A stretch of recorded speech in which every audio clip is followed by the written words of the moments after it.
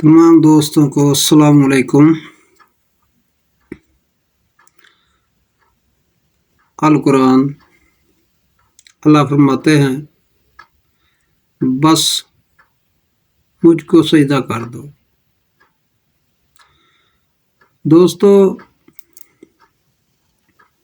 कुछ लोगों को, औरतों को, मर्दों को गुमान है, वसवसा है कि हम पर जादू किया। कुछ लोगों को रिश्तेदारों पर शक होता है, कुछ को दोस्तों पर, कुछ मोहल्लेदारों पर। ये सब कहने की बातें हैं। इंसान का जो ज़ाती अमल है, उस अमल के सारे असरात होते हैं। गलत अमल की वजूहात से तुम पर मुसीबत आ जाती है।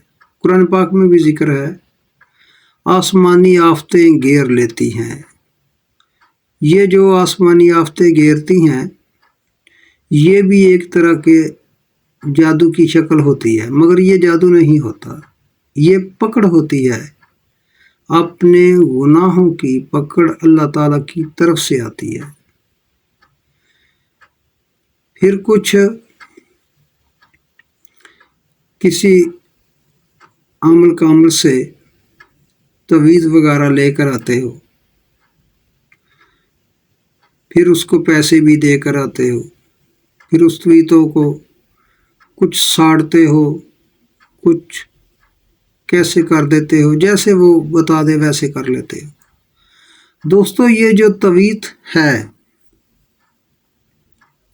ये बाहर से नहीं आए। अल कुरान पाक में इनका जिक्र भी है। कुरान पाक में ये तवीज़ है। और कुरान कहाँ है? मुसलमान के घर में, मुसलमान के सीने में। तो फिर तवीज़ ये भी तुम्हारे घर में हुए, ये तुम्हारे सीने में भी हुए, फिर लोगों से क्यों लेकर आते हो? दोस्तों, जिसकी ज़बान में करामात है, सच्चाई है, जिसकी दुआ में असर है, जिसकी बद्दुआ में असर है, उसके तवीज़ लिखने में भी असर है। जिसकी दुआ बद्दुआ में असर नहीं, उसके लिखने से भी कुछ नहीं होता। अगर कुछ लिखने से होता, आज कई कंपनियां कुरान पाक को छापती हैं, लिखती हैं, वो सब के सब वली होते, सब के सब फैज़ याफ्ता होते। ऐसा कुछ नहीं होता। लिखने लिखाने से कुछ भी नहीं है।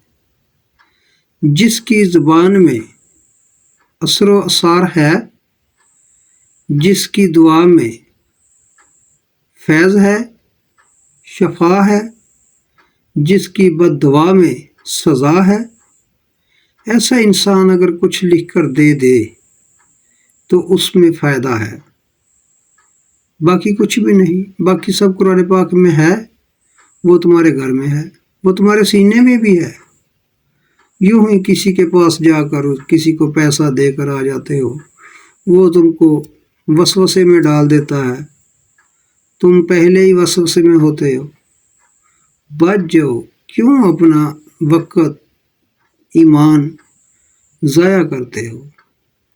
अगर तुमको इतनी परेशानी है कि तुम पर तवीज़ों का असर है, तुम्हारे घर में कोई मुसीबत के असर असार हैं, कोई ऐसा अगर तुमको फील होता है, अल्लाह ताला के नाम की न्याज घर में बना लो, जो तुम्हें अल्लाह ताला तौफीक दे। न्याज अल्लाह के नबी को मीठा ज़्यादा पसंद है, और तुम भी मीठा अपने घर में पका लो, चावल या फिर حلوہ وغیرہ یا پھر کوئی اور شے جو بھی تمہارے دل میں آ جائے، یا جس چیز کی تمہارے پاس گنجائش ہے وہ چیز، اس چیز کو پکا کر رکھ لو تیار کر کے،